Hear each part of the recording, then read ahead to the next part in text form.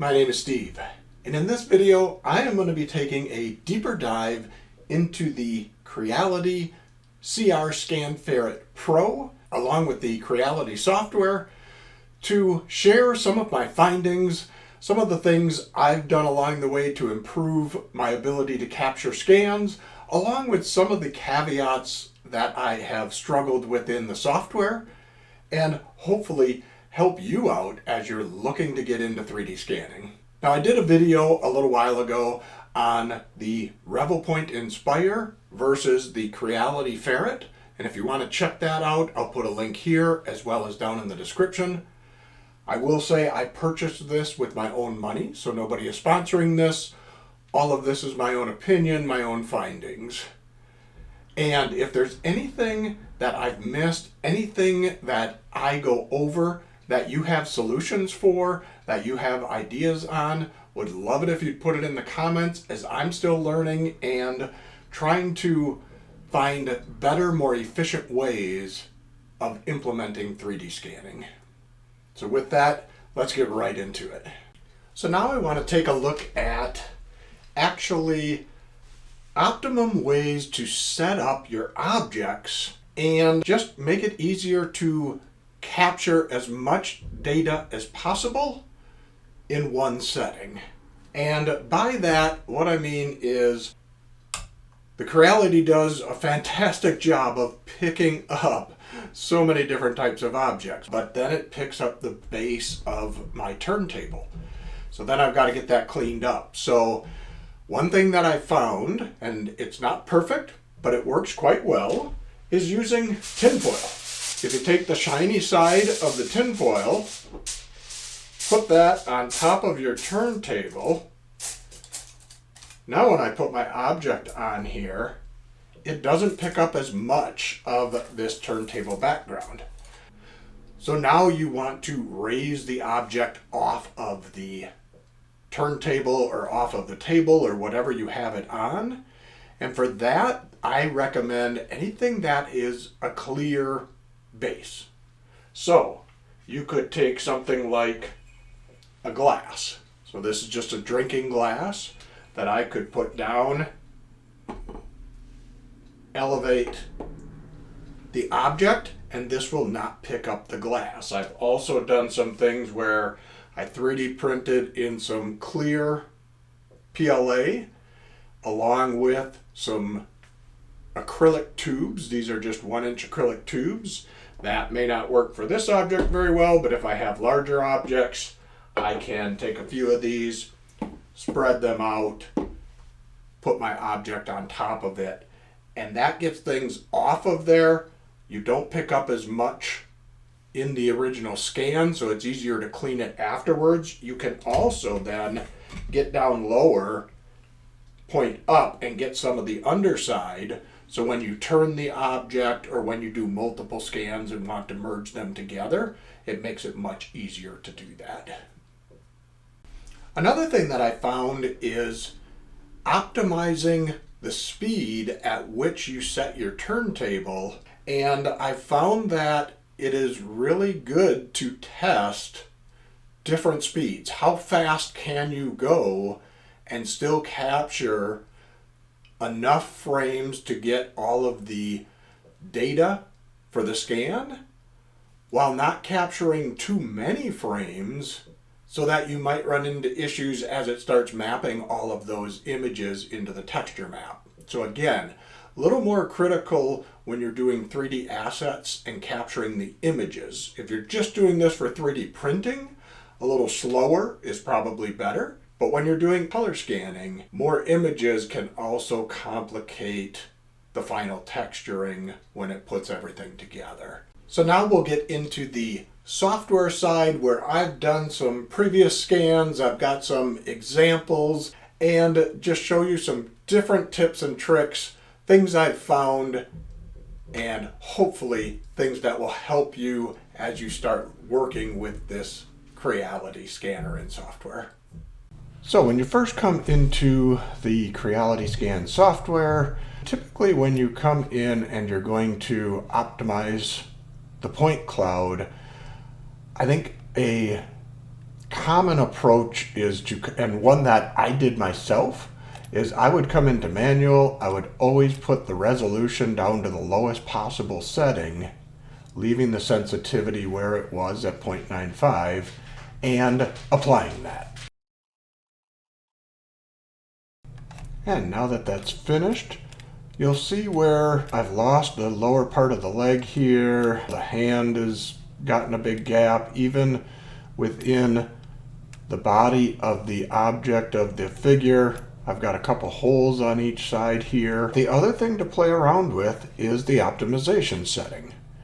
So sometimes putting this up to a 0.4 or higher will actually bring back more of the point cloud.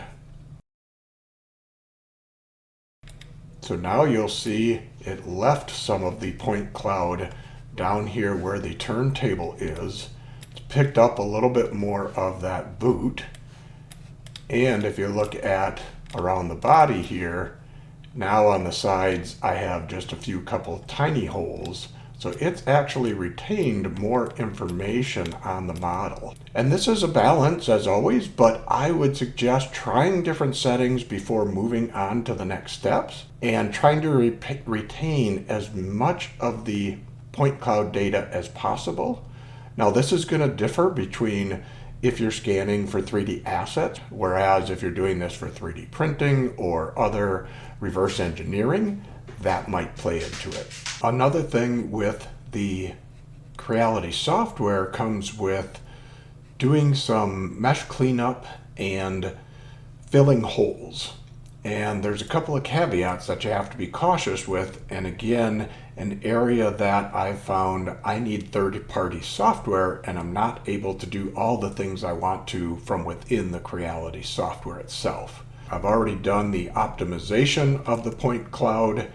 Here, if I wanted to take and remove part of this, maybe I'm merging it with another object, maybe I'm doing something where I just don't need a certain part of an object and I want to remove it. So as an example, I am just going to take a small section of this. I am going to only take the one side instead of all the way through, and I'm going to delete that. So what that's going to do is create a hole that I want to fill. And you can do that by coming down when you create your mesh. You have the option to fill holes. And I'm just going to turn this down to make it a little quicker. And when I do the mesh, you'll see that it filled that hole. So I was able to have it fill the hole and I could still have a full object. But Creality in this version 2.3.5, they've given you the ability to also do some deletion on the final mesh. So now if I take and make a selection, but if I delete this from the mesh, I now have no way of filling that hole. The only way to fill it is to go back and remesh it, which just goes right back to what I had. It doesn't actually solve my ability to delete a section of a mesh and then refill the hole. And I have seen other software programs that will let you remove part of the point cloud or the mesh and still have the ability to fill holes. So now I would have to export this into a third-party program, fill that hole in that program, and you're just not able to do it within the Creality software. So one of the things that happens is there are times you might have an object, and in this case this wasn't the object, but I'm going to scan this one as an example. And maybe you are scanning an object that the texture tracking isn't working, the geometry tracking isn't working, and so you need to add some additional, what I'll call markers, so some additional tracking markers. And I've done some 3D printed objects. I've taped a couple of these together to get them tall enough so that as I'm scanning, the scanner will see them. And you place these around your object to help the scanner keep track along the way. But there's an issue when you're doing this for image assets. Now, if you're just doing this for 3D printing, just capturing the object and just capturing the data of the model, not going to be a big deal. But I'm going to do a quick scan of this, and then we'll get into the software, and I'll show you what one of the issues is. So here we are inside of the Creality Scan software, and you'll see I've got my original point cloud, and I've already taken this through the process of, optimization, of doing the mesh and applying the images. And if I go to the color, everything works correctly. You'll notice that I've got all the color. It sees the objects, the tracking objects separately, and works just fine. But the problem is I don't want these when I do my export. So if I'm going to export this, I don't need these objects. They were just there to help it track. So the downside to the Creality software, that I've seen this work in others, but unfortunately within Creality it doesn't.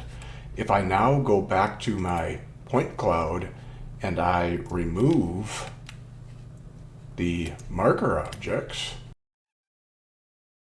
I have my final object, which is good, but I'm going to have to redo the mesh because now that I've removed those, it won't let me do everything because there's no color. Once you start manipulating the original file, you have to go back through these steps again.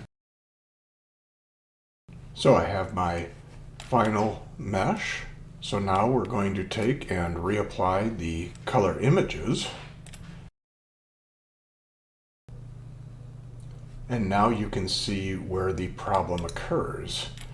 Now the color images, since the objects have been removed, it's projecting the images from those tracking objects onto my final object that I want to output. So this doesn't work within the Creality software. They haven't optimized this to remove the objects and not project them onto the final piece. So that's a problem within the Creality software that you're going to need another third-party app to remove those and maintain the images on the object you want to keep. Now, the other problem that I've found in the Creality software is when you merge two projects together, two models together, you'll notice that it says Project 1 and Project 2, but it's all under this Component 1, which is this new model. If I want to go back to Project 1, maybe I need that for a different project, for a different model that I want to do something, to that original one and make some changes to it.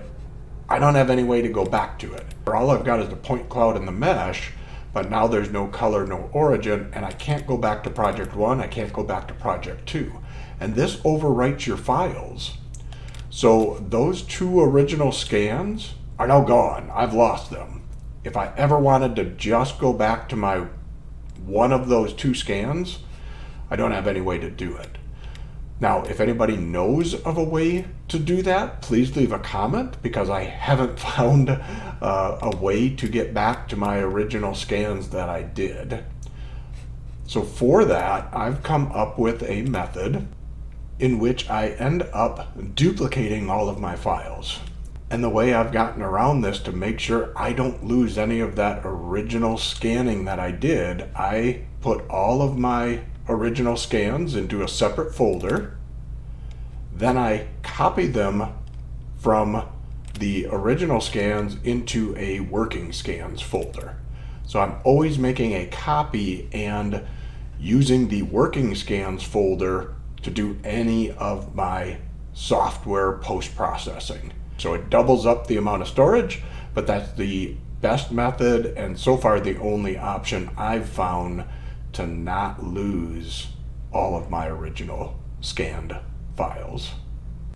So I hope this video helped you get a little bit deeper dive into using the Creality CR Ferret the ecosystem, the software, and trying to continue to find better ways to streamline the process of using a 3D scanner.